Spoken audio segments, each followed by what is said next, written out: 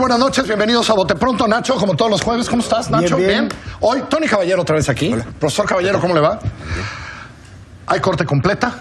Hay corte completa. Ahí está la ministra Margarita Ríos Farjat, y ya está ahí. Y queríamos ver por dónde va la corte. ¿Por qué no arrancas con dónde la ves? 3 cosas que importan para la corte este año. Yo lo primero que quiero destacar es el papel tan importante que tiene la Corte, no solo en términos jurídicos, sino ya en la definición actual de los puntos finos de las políticas públicas. Exacto. O sea, porque la agenda que trae la Corte, bueno, aparte de un asunto sumamente polémico y político que es el caso Bonilla, trae 3 o 4 puntos, digamos, de reformas de la 4T, que el punto fino se va a definir en la Corte hasta dónde llega, hasta dónde no. Estamos hablando de extinción de dominio, estamos hablando de los nuevos delitos fiscales, la defraudación fiscal equiparable y 3 o 4 aspectos de la Guardia Nacional, digamos, que todas fueron aprobadas, sobre todo la de la Guardia Nacional, por todas las fuerzas políticas, y la que impugna es la Comisión Nacional de Derechos Humanos, para que veamos un poco uso de la fuerza, métodos de incorporación y registro de detenciones, que se ve, digamos, se impugna si se violan derechos humanos o no, y en ese sentido es constitucional o no. Entonces son aspectos que, si bien la mayoría decide, finalmente la que pone el punto fino de hasta dónde alcanza o no alcanza una política pública es la Suprema Corte. ¿Cómo ves? Yo coincido con Nacho completamente en la aproximación. Yo lo que diría en este momento es que la Corte efectivamente tiene la cancha, depende que le entren. La Corte precisamente tiene la cancha armada por la tradición que hemos tenido de la 9ª, 10ª época, en donde hemos tenido una Corte que le ha entrado, ha problematizado, a decidir. Y lo que estaríamos esperando es una Corte entrona, como nos tiene acostumbrados, y no una Corte que se salga por las ramas y que no termine de entrar completamente. Pero eso que planteas es como un temor tuyo a partir de la nueva composición de la Corte. Es decir, es el reto. Mejor la Corte diría, mejor eso lo dejo pasar. Efectivamente, la nueva integración de la Corte tiene que estar a prueba en eso, y nos va a tener que mostrar que efectivamente están a la altura del mandato constitucional que tienen las ministras y los ministros. Es interesante lo que dices, y le pondré la pregunta a Tony al rato, pero es interesante lo que dices, que es, aquí sí está claro que hay una mayoría que ha hecho ciertas transformaciones. Hay una mayoría, hay mayorías calificadas. Le voy a preguntar a Tony algo técnico, pero lo explicaré, sobre si las reformas constitucionales pueden ser anticonstitucionales. Y a lo mejor se van a topar algo de eso ahora, ¿no? Sí, puede ser. Pero que sí, digamos, eso podría enfrentar más que nunca a la Corte con el Ejecutivo.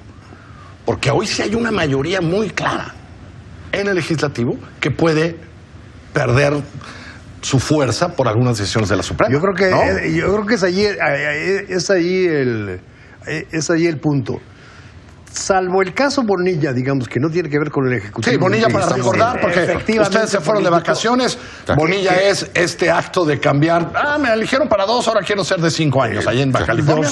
Otros 3 o 4 asuntos, digamos, que estuvimos mencionando, yo no creo que sean una confrontación abierta, total con el Ejecutivo, sino incluso si ves los recursos, es, por favor, defínenos, corten los alcances, o dinos si es constitucional o no. Entonces son como puntos finos que tampoco te crean una confrontación abierta. Ahora, los que hemos estudiado, digamos, el papel político de las cortes en el mundo sobre esto, es muy difícil y es realmente excepcional que una corte, incluyendo la de los Estados Unidos, se vaya contra la mayoría. A ver, esa es la pregunta. Es decir, ¿puede un cambio constitucional ser anticonstitucional? ¿No? Es una gran pregunta técnica. A ver, la respuesta en corto es sí. Y hay muchos tribunales en el planeta que lo han hecho. La Corte Colombiana, aquel referéndum, por ejemplo, si mal no recuerda, Álvaro Uribe. Álvaro Uribe andaba en el top del prestigio público, y la Corte Colombiana, hubo plebiscito. La Corte Colombiana dijo, esa regla aquí no opera, y que nadie se haga bolas. Entonces, no es extraño, digamos, que un tribunal constitucional declare inconstitucional una reforma a la Constitución, en global, comparado. La Corte en México ha sido muy cautelosa con el tema, y en términos generales le ha tendido a dar la vuelta al problema. Yo lo que diría es que cuando nos encontramos con infracciones que son, vamos a decirlo así, groseras en cuanto al orden constitucional, la Corte tendría todos los elementos para reaccionar. A ver, ahí yo tengo un punto. O sea, la Corte se había movido tradicionalmente, hasta antes del 2011, se había movido tradicionalmente en un silogismo muy elemental.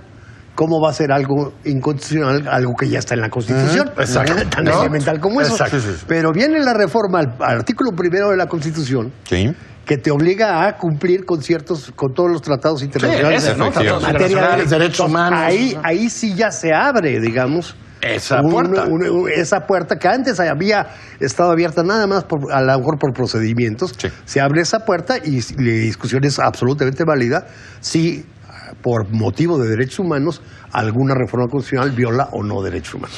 En ese caso, a ver, Que en ese punto una mayoría dijo que no se podía, que efectivamente si había una restricción dentro de la Explícita. Constitución, esa tenía que... Exacto, ¿no?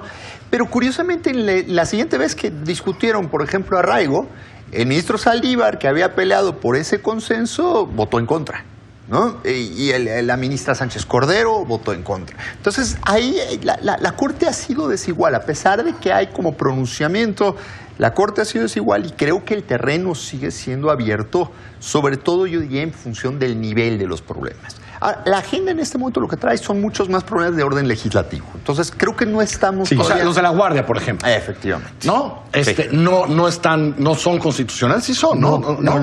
Son en el reglamento, la reglamentación, Exactamente. la legislación de la Guardia, en donde la Comisión Nacional de Derechos Humanos dijo, hay cosas que no me gustan de qué está pasando con Son la Guardia. 3, 4 artículos ¿no? de, Sí, de las sí, leyes sí, secundarias. Sí. Y también yo, ya que mencionas a la CNDH, hay que pensar también, presentaron acciones. Ahora hay que preguntarse qué acciones no presentaron.